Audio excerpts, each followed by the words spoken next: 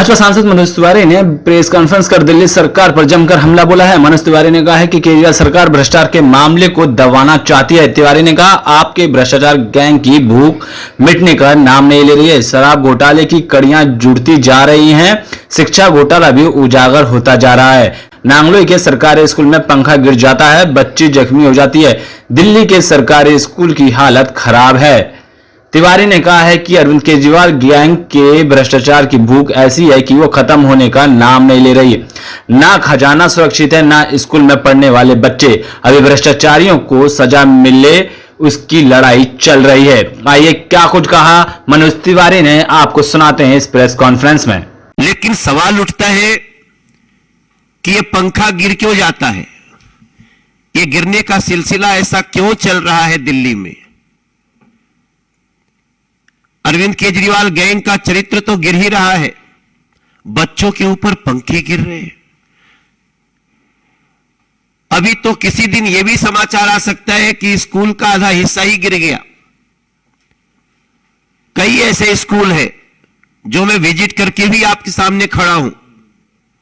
सर्वोदय कन्या विद्यालय, मलकागंज का विद्यालय ऐसा ही है, कोई जाकर के देख ले। और ऐसे ऐसे कम से कम 400 विद्यालय हैं जो कभी भी गिर सकते हैं। पंखा क्यों गिर रहा है, अगर इसका छोटा सा हम आपको डिटेल्स दें तो शायद आपको याद आए, हमने एक केस किया है।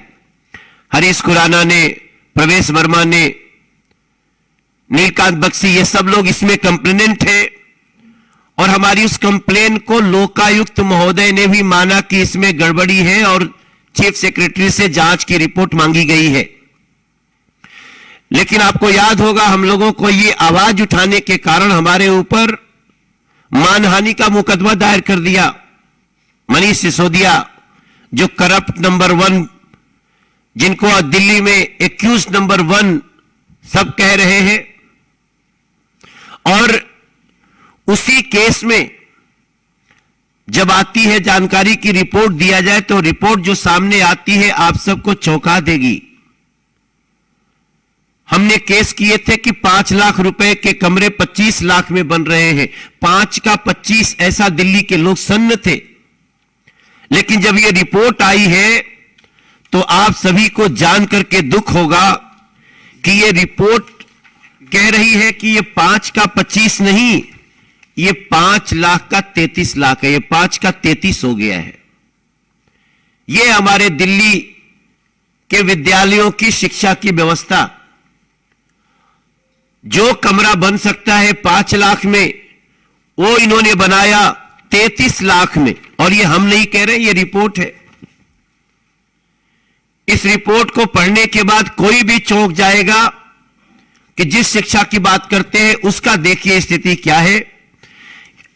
आप जान के हैरान रह जाएंगे कि इन लोगों ने नंबर ऑफ रूम्स बढ़ाने के लिए, उस लूट को बढ़ाने के लिए टॉयलेट को भी कमरों का नाम दे दिया। मैं समझता हूं दिल्ली नहीं, पूरे दुनिया में यह अनोखी लूट हुई होगी जहां कमरे बनाने में 5 का 33 तो हो रहा है, लेकिन टॉयलेट को भी कमरा में गिन लिया गया। यह रिपोर्ट कह रही है इन 194 schools 1214 toilets were constructed. Toilets were counted and projected as classrooms by Delhi government. भ्रष्टाचार की ऐसी भूख, मैं समझता हूं यही कारण है जहां आज एक बच्ची जीवन मौत से जूझ रही है। चलता हुआ पंखा गिर जा रहा है। अगर इस देश में, दिल्ली में कोई भी सुनेगा दिल्ली के स्कूल में बच्चे पढ़ रहे होते हैं तो पंखा गिर जाता है, उस अभिभावक की स्थिति क्या होगी। दिल्ली सरकार में स्कूल में पढ़ाने वाले अभिभावकों की स्थिति क्या होगी। और यह पहली बार नहीं हुआ है, यह पहले भी कई बार हुआ है। लेकिन उसके बाद भी बड़े बेशर्मी से इसको सर्वश्रेष्ठ ऐसे लोगों को पुरस्कृत करने की बात करते हैं लोग।